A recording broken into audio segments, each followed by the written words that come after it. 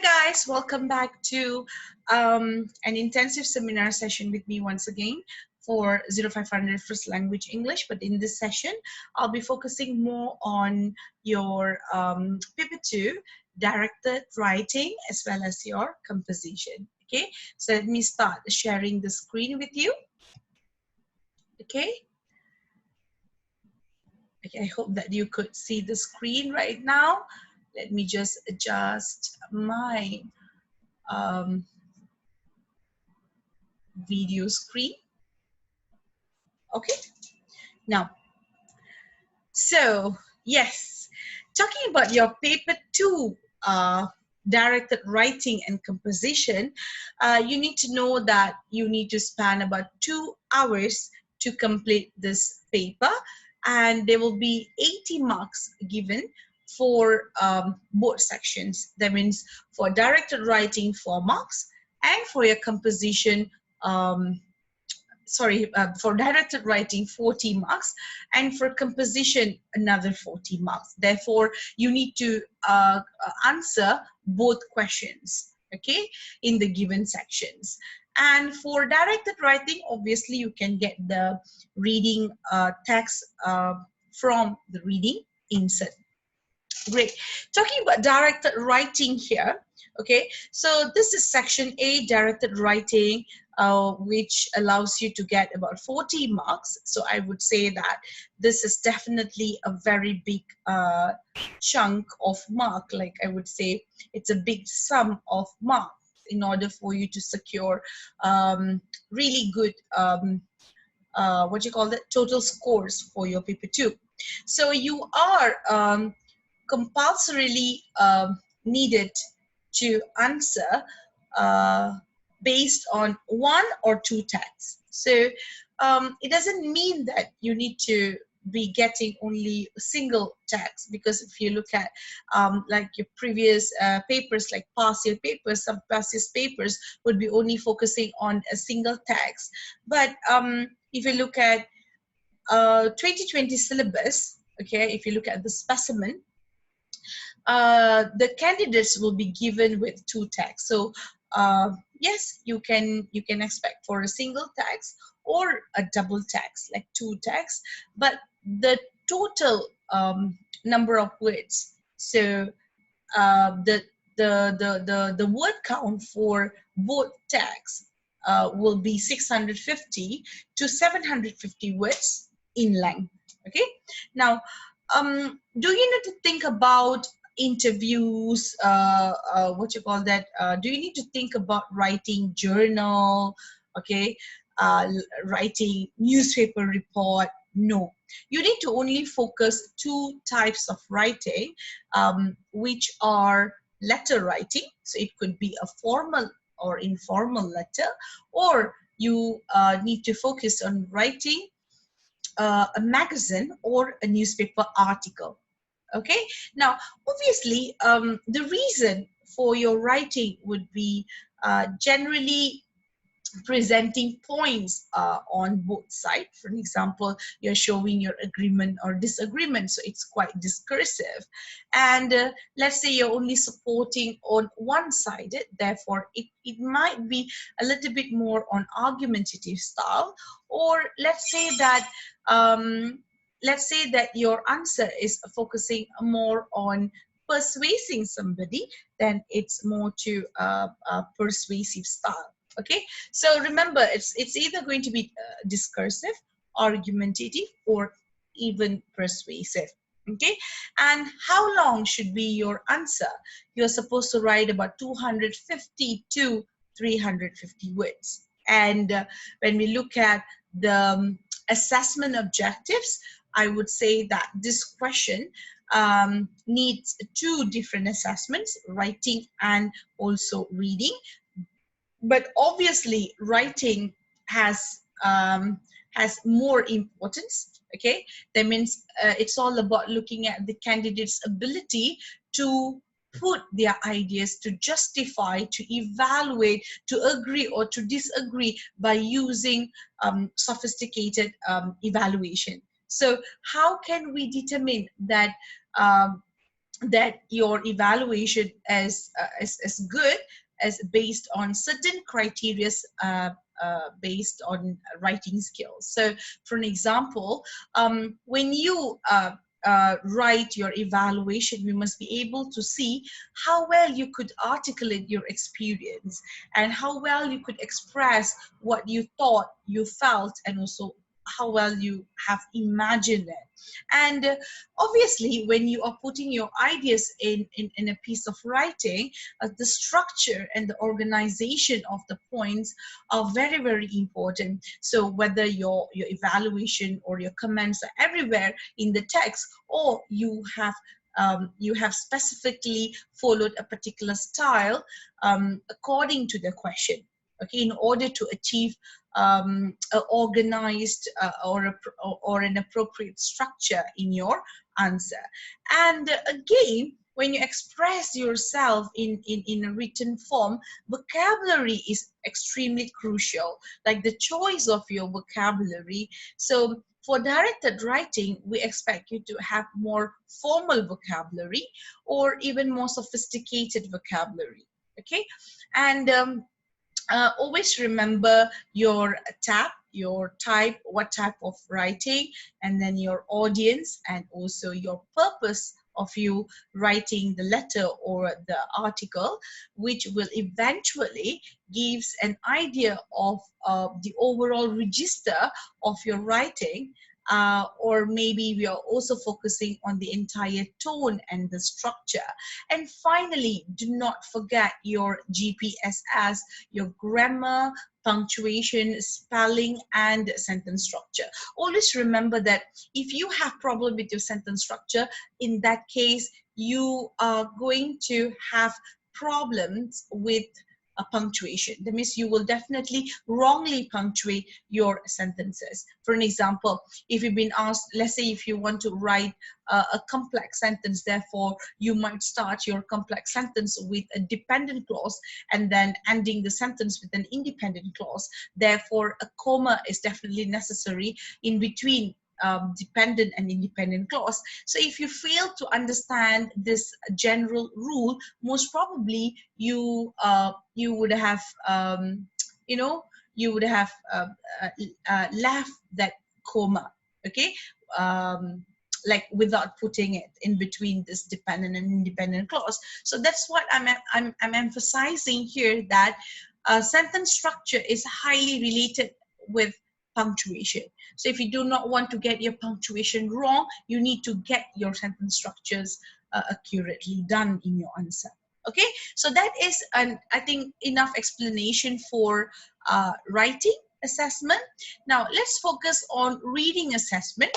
So reading assessment basically focuses on four major things. Okay, number one, whether you have the ability to read and comprehend and able to extract all the explicit point. So what do you mean by explicit point here? Explicit points are points which are quite obvious in your reading text. That means the moment you read it, you know that these are the points. Okay, compared to implicit points, you need to read between the lines. You need to understand the shadow of the meaning, like the connotations, what's actually hidden between the lines in order to select it as part of the point. And this is actually your ability to extract implicit idea. So if you could extract both explicit and implicit, and at the same time you could provide evaluation for it. That means you could analyze it, you could provide evaluation for it. That means you could justify your answer in a very sophisticated manner. Therefore you can definitely get good marks for reading assessment objective. And obviously do not forget to select correct information, because not all the points that you could find in the text will be your answer, okay, or will be the materials that you need to take in order to write your answer. Okay, next, I'm going to move on with the success criteria. It's like the overall advice for your paper 2. So I'll be also covering directed writing, okay, the writing part and also the reading part. Okay, now remember that you need to know the purpose of your answer, like what I've said, whether are you writing to convince, or are you writing to argue, or are you writing to present points from both sides. So it's going to be a little bit more on discursive style. Okay, so keep that in your mind when you plan your answer. Okay, next, it's also very important for you to organize your ideas. Okay, I'm pretty sure that in class I have mentioned about style 1, style 2, because you cannot be following like how you have done it for your extended response. When you have 3 bullet points, you can happily write 3 paragraphs. But when it comes to directed writing, you are going to have 2 bullet points, and there are some key ideas in the 2 bullet points, like identify and explain.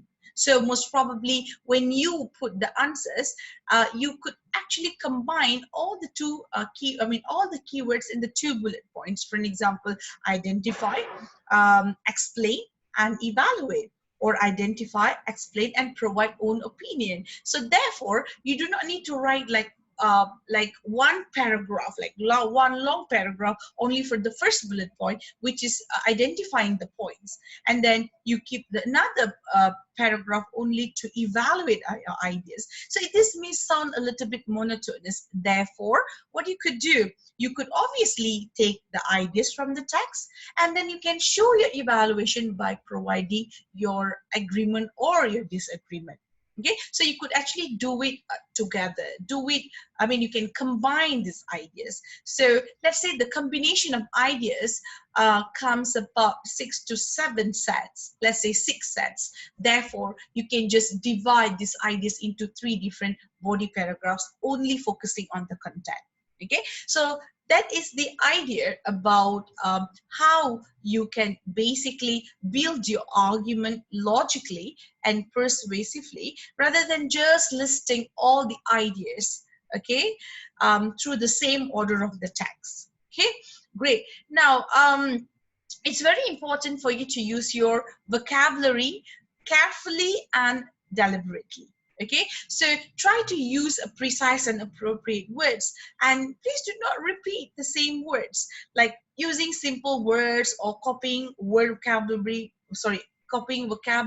from the original text will not be very beneficial. So this is where we are seeing the ability of a candidate to come up with his or her own choice of words when he or she evaluating the original ideas from the text. Okay, and try to control your sentence structure. Keep your tenses in agreement and use connective words. Like, furthermore, besides that, if you're giving an opposite idea, then obviously you need to use on the other hand. Okay, in contrast. So obviously this kind of words will show that you are evaluating the ideas, whether you're supporting the ideas, whether you're opposing the ideas, or maybe you're giving examples when you're giving illustrations. Okay, and you need to know also your audience, so that you can try to adapt the style, okay, or in order for you to have a consistent register, okay, in your writing. And finally, check your spelling, grammar, punctuation. Very, very important. Spend about 5 minutes at least to recheck. I'm pretty sure that the last 5 minutes proofreading will help you to, correct, okay, certain errors, especially when it comes to spelling, punctuation, and grammar. Okay, now moving on. Yes, I did mention about reading skills. So when we talk about reading skills under directed writing, it's all about you read the text, extract implicit, explicit, and then you try to evaluate in your own ideas, right? So when you read, you underline the ideas. First, you skim the text for the overall idea, and then you're going to scan the text for specific idea according to the question. And generally, the first bullet point is all about the writer, and the second bullet point is all about you, the candidate. Okay, so when you read, when you extract, then obviously you can underline okay, the ideas, so that you can plan the ideas. How are you going to use the ideas in the writing later?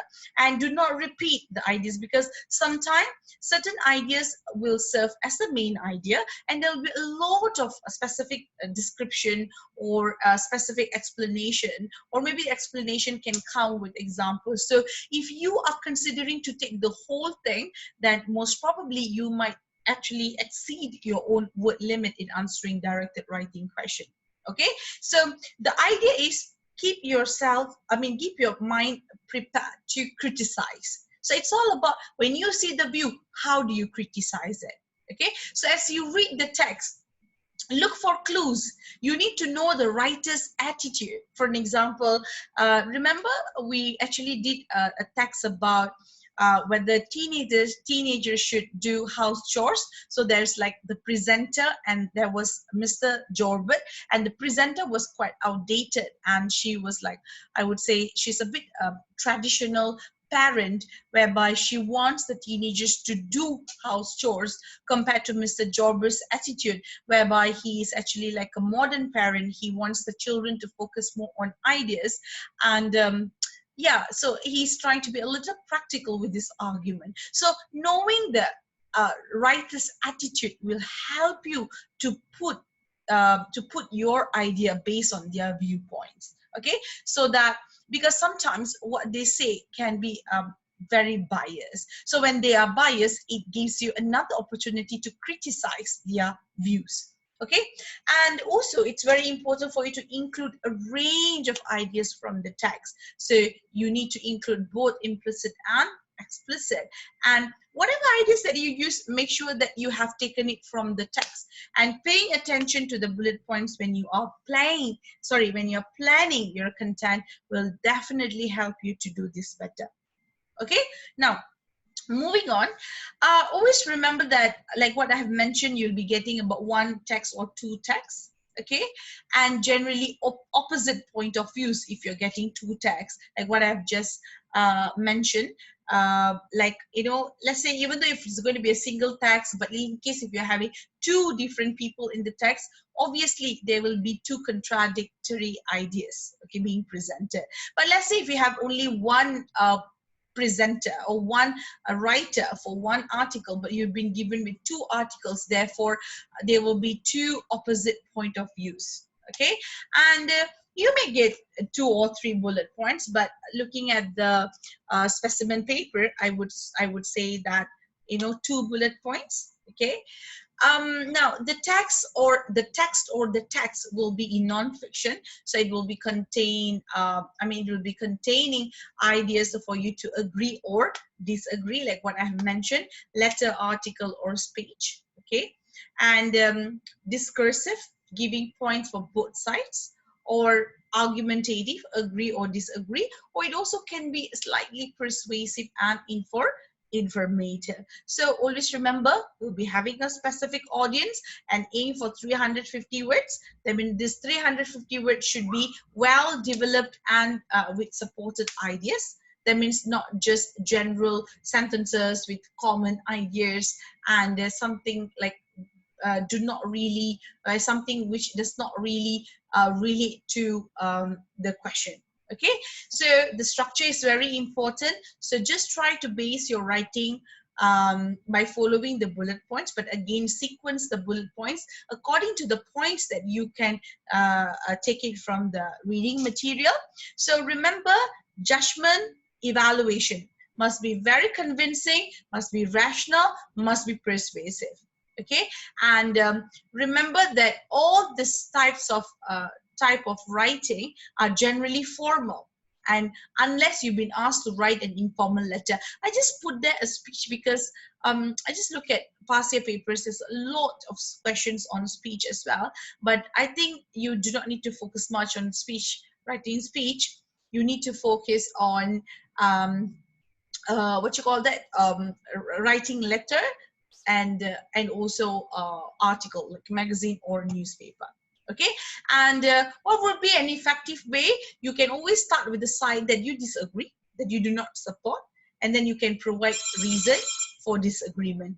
Okay, and then you can continue with points that you agree, but again this depends on the question. Okay, and always show a logical progression in your answer. There must be a cohesion, there must be linking of ideas, therefore use linking verbs. Okay, and also try to come up with a very convincing techniques, and remember that a speech is more argumentative than an article, so try to use more persuasive devices. Okay, now let's look at some of the keywords or the question pattern. Okay, now first of all, you will see all this, not all these keywords will be in one question. These are the keywords that you might get in the question. Identify, that means identifying what? Views, opinions from the original text, and then you are going to explain it. How are you going to explain it? Using arguments, using opinions, and you'll be thinking about the advantages, disadvantages, and then you're going to evaluate. That means here you'll have to decide which of the option is better, and then you're going to provide reasons why you have formed this opinion and justify it, and you're going to show your agreement, your disagreement, and you're going to give explanation if you agree, you're going to justify if you disagree, and you can definitely provide evidence. So these are the keywords or the question pattern for your directed writing.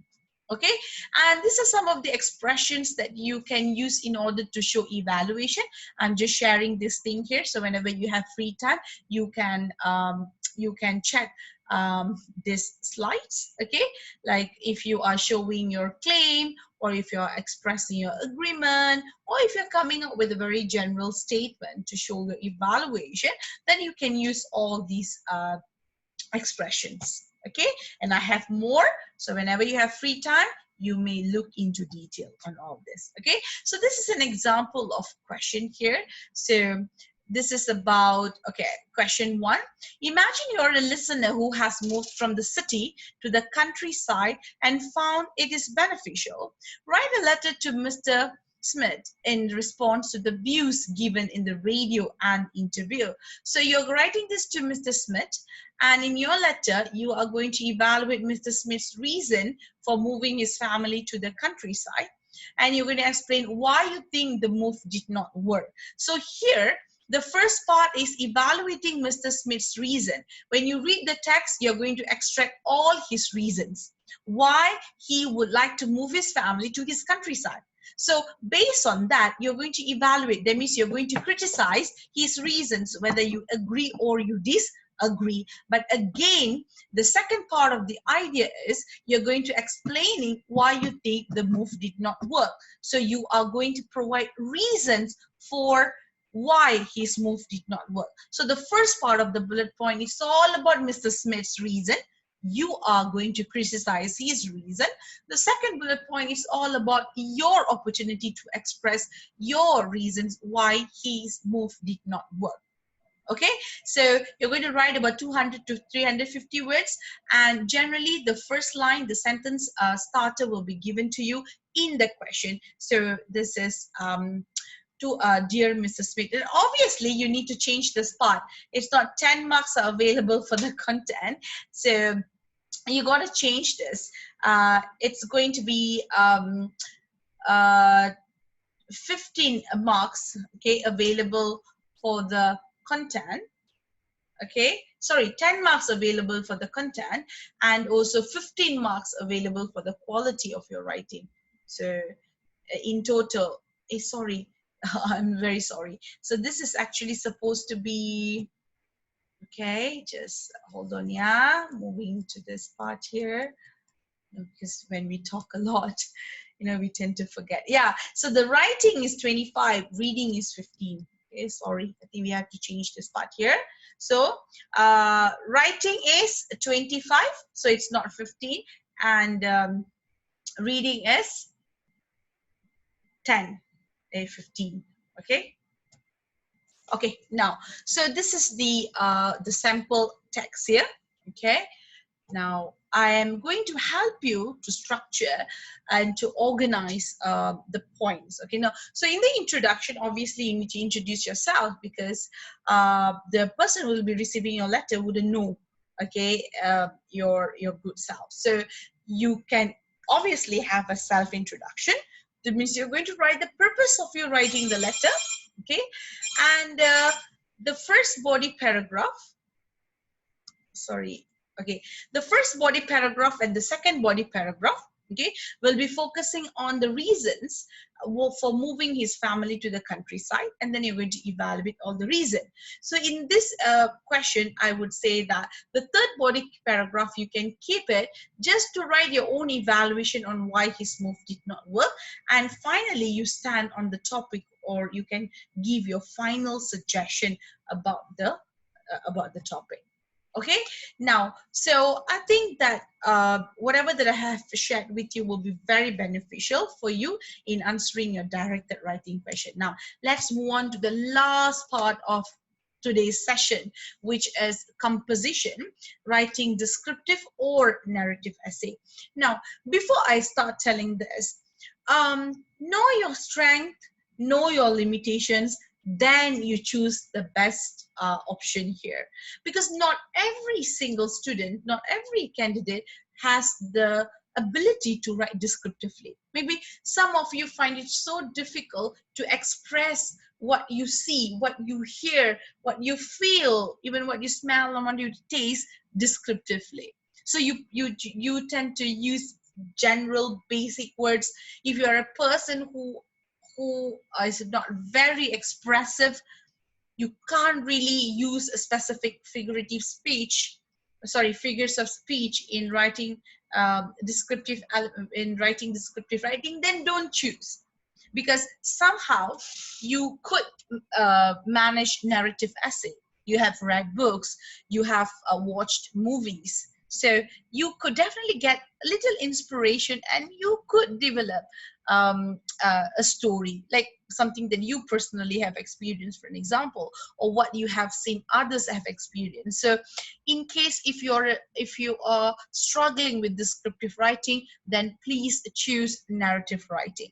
Okay, so section B, composition, again 40 marks, okay, a very big sum of mark, okay, and you've been given with 4 titles, 2 titles for descriptive and 2 titles for narrative writing, and then you are going to use the topic to develop and write your essay. So in this case, you've been given with the opportunity to write 350 to 450 words. That means it only focuses on writing. There's no reading at all. So whatever you write must be based on your response. Okay, so when we talk about 40 marks here, how we will be giving you that 40 marks? Okay, number one, we must be able to see whether you can articulate your experience, okay, whether you can express what do you thought, what did you think, and what did you feel, and what did you imagine, in a very appropriate manner, and how well you can organize and structure your idea, and again the vocabulary, the sentence structure, the register, and finally your GPSS, grammar, punctuation, spelling, and sentence structure. Okay, great. So for composition, you can consider all 4 choices, task before selecting one.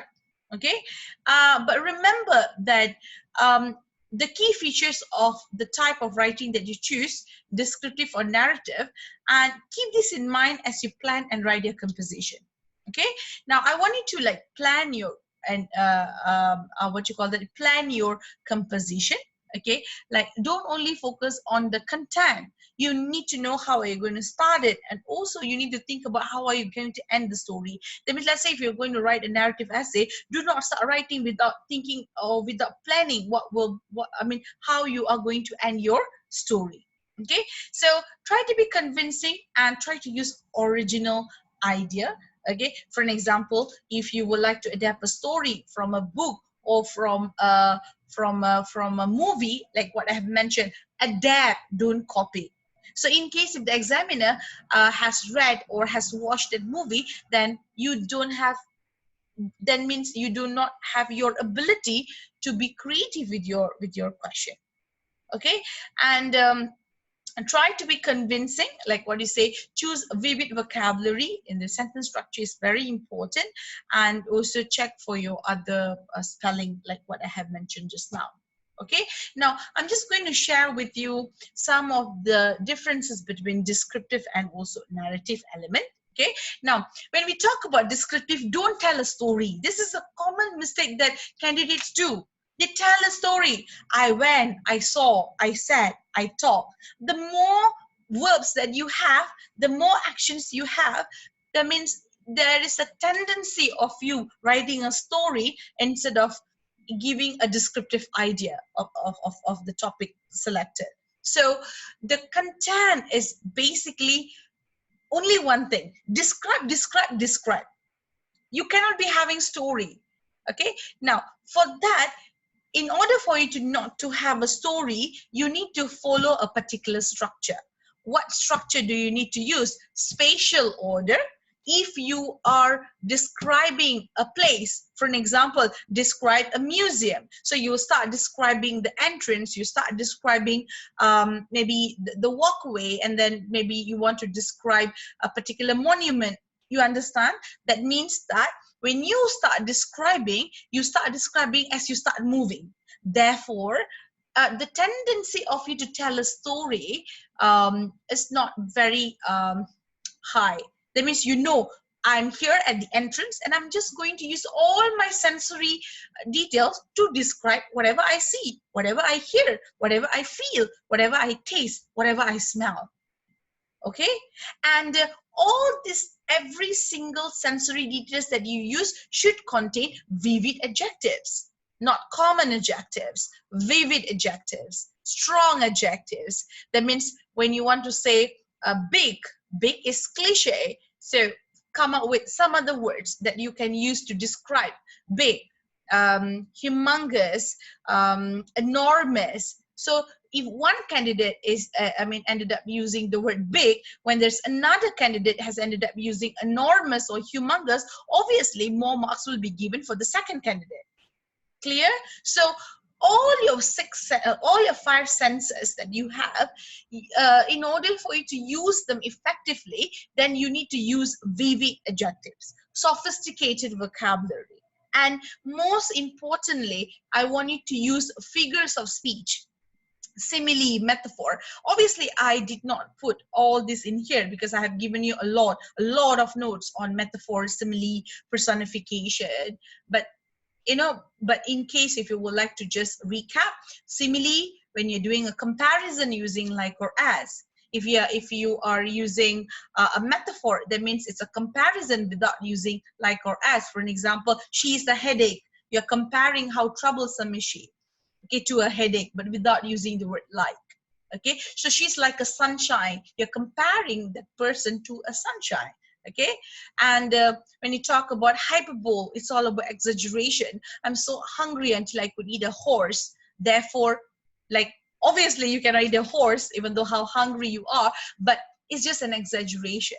Okay, and also personification, when you give a human quality to non-living things. For an example, the cool breeze whispers at my ears. Obviously, whisper, human can whisper, but air, breeze couldn't. But you're trying to give a human quality to non-human thing. Therefore, you have actually used a personification. Like the sun is smiling. Obviously, the sun couldn't smile, but it's just an expression to show that, that the sun is, giving you the positive aura, like, it's a bright day, it's going to be a good day, it's a positive day, so you can say the sun is smiling at me. Clear? So what do you mean by rules of 3? Rules of 3 means when you add more than one adjective in front of a subject. For an example, like hair, instead of you just saying it's a black hair, maybe some of you want to say long black hair. But again, when you have this rules of 3, you need to also focus on the royal order of adjectives. Dear students, I want you to please check all the notes that I have given related to descriptive writing and check the royal order of adjectives, which one should come first, whether whether the general understanding of the adjective should come first, and then continued with the size, with the color, with, because people can get confused whether it's going to be a long black silky hair or silky black long hair, okay, or black silky long hair. Okay, so please check the royal order of adjective when you do your descriptive writing. Clear? So remember that your descriptive content is basically focusing on sensory details, adjectives, vocab, complex action verbs. You use rules of three, you use figurative speech. Okay, and this and like what I have mentioned just now, the structure spatial when you are describing space. That means you start describing as you start moving. Okay, chronological order when you describe. Chronological order is when you describe event, like, okay, I want you to describe a reunion, like before you started the reunion, during the reunion, and what happened after the reunion, like a sports day. Before the sports day, you can describe what the preparation, the emotions, the feelings, the entire ambience, and during the sports day, what exactly happened, like the cheers from the cheerleaders, supporters, and how these athletes ran and competed. So all that you can actually describe it during the sports day. And after the event ended, like, the complete silence, and then the entire ambience full of rubbish, and then, like, people are tired, they're taking photographs as memories. So all these ideas could come uh, the last part of the sports day. So therefore, a chronological style, a chronological structure would best to be used. But in case if you feel like, no, I do not want to use spatial order or chronological, my topic is generally related to common three ideas or common four ideas that I could describe in general. Therefore, you can take order of importance. For an example, you have been given an opportunity to go to a candy shop, and you've been asked to describe the candy shop. So maybe the first idea, you want to describe everything about the interior, like the structure, the design of the shop, and then you want to describe about the candies, about the collection of the sweets. And then the next paragraph, maybe you want to only focus on the expressions and the entire attitude expressed by the people who visited that candy shop. Or maybe another point, you want to focus only on one particular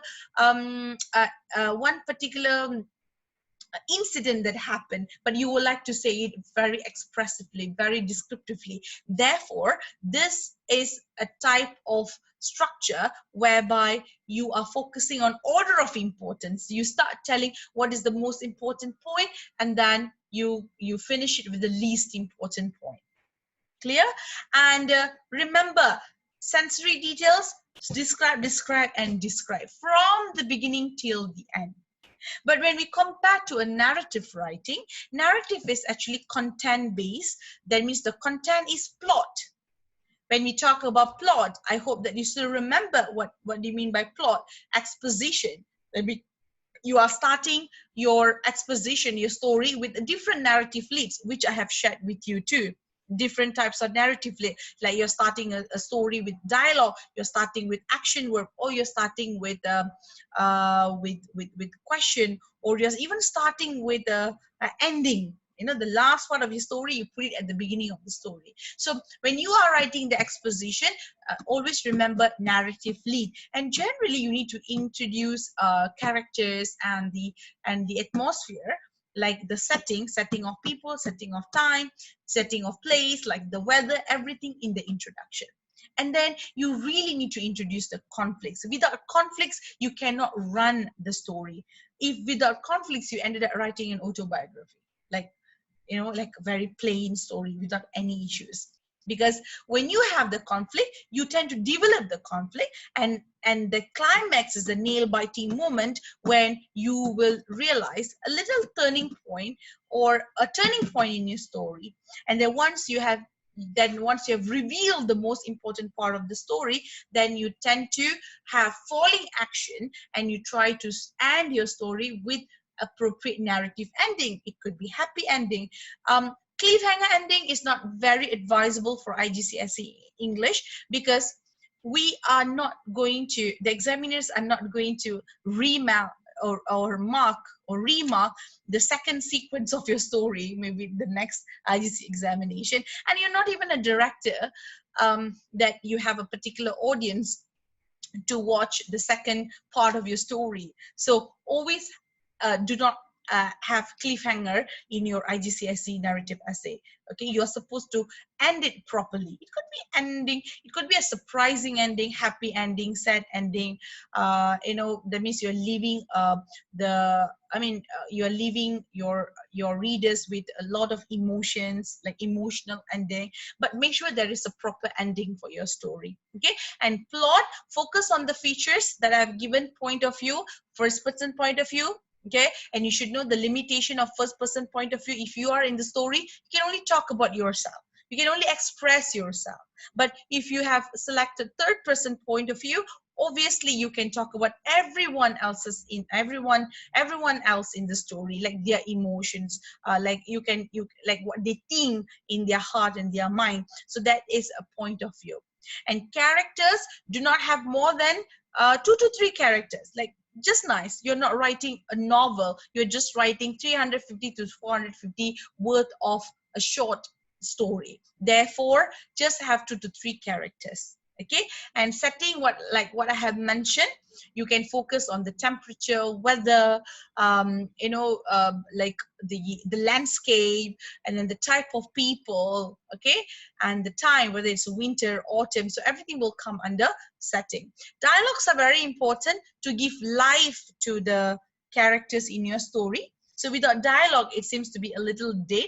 But again, do not overwrite it, or else it's going to sound like a theater presentation instead of a narrative writing. Okay, but when you put dialogue, make sure that the action verb that you use must be clearly express the idea, and the dialogue should express the attitude, the personality of the character. Okay, like imagine your character that you have in your story is arrogant. Therefore, the choice of vocab, the choice of word, the tone, the intonation. Okay, and how can you express the intonation? Use a proper action verb. For an example, where's my coffee? Shouted Dad angrily. So it's not just say that. If you just say that, you're not really expressing the emotion. So shouted Dad angrily, again, you are portraying the attitude of your father. Okay, the attitude of the character in the story. Okay, and conflict, I think you know what do you mean by conflict. Okay, there are different types of conflict that you have. You have man versus himself. That means if the story is about you overcoming your own fear, your own anxiety, then man versus himself. We have man versus man. That means one character going against another character, like protagonist versus antagonist, or man versus nature. For an example, you write about a survival story, about a tsunami, or you're talking about a storm. Okay, so obviously you are relating the conflict, which is man versus nature. Let's say if you want to write a haunted story, a spooky story, then obviously it's going to be man versus supernatural. Okay, like your encounter with an alien, with a creature, monster, all this will come under man versus supernatural. But let's say if you're against a society, okay, like the story Mulan, that like people believe that she cannot join the army because she's a woman, and she's supposed to stay at home and cook and take care of family, and basically she broke all that stereotype, and then she had to act like a man, she had to impersonate a man in order to be accepted in that to join the army team. Okay, therefore she's trying to going against the common norm. This is man versus society. And we also have man versus technology. Let's say if the story is about time machine, like something related to time traveling story, and then let's say it's something related to like gadgets, technology. Okay, so obviously this is man versus man versus technology. Okay, so you have man versus man, man versus nature, man versus society, man versus supernatural, and then you have man versus technology. Okay, so I have given you complete notes on all this: descriptive writing and narrative writing. Okay, so I think we are done. I have given like really detailed explanation for both directed writing and also composition. So I hope that this seminar is quite helpful. Okay, and remember, you do not lose all the all the teaching notes which I have given to you. Very, very important notes, okay, as a theory. But the most important thing is applying it, like doing a lot of past year papers would be very, very helpful. Okay, so I'm going to end my seminar here. Thank you very much for listening. But if you have any other questions, like if you would like to share with me uh, uh, something related to your paper 1 or paper 2, please feel free to come and see me. Okay, so thank you very much, and I wish you all the best for your IGCSE examination. My prayers and also my thoughts will be always with you guys. Okay, so I know that this is a very difficult time we are going through this together. Okay, so do not worry, don't get confused, please do not feel demotivated. So at the end of the day, your spirit, your motivation are very important, okay, for you to overcome this pandemic, okay, this pandemic, and yes, and achieve your goals in IGCSE examination. So thank you very much and have a wonderful day ahead.